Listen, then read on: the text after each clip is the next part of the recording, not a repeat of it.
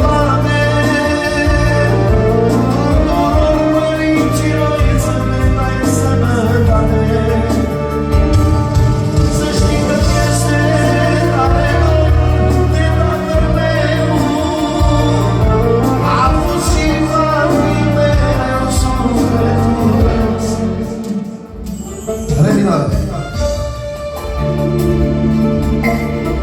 Generica, n-a fost intenția mea, dar tot e pe sfârșit și e bine să ne mai răcorim câteodată. Ia-ți cu mine!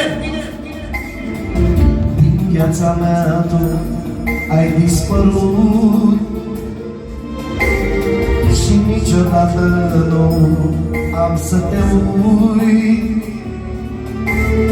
Din zi în zi îmi e mai greu, nu vei ieși din gândul meu.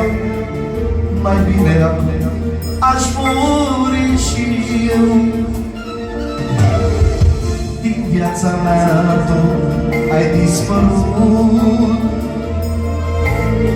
mă jur că niciodată nu te uit. Din zi în zi îmi e mai greu, nu vei ieși din gândul meu. Mai bine acum aș muri și eu.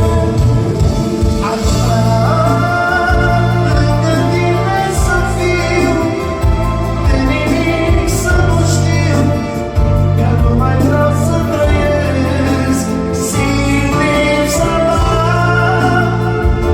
În orice zi, până voi muri, și doar la tine mă gândesc.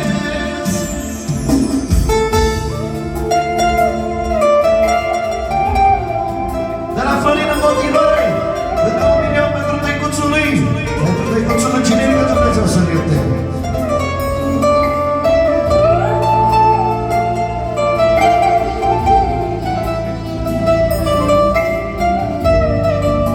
Ultima strofă.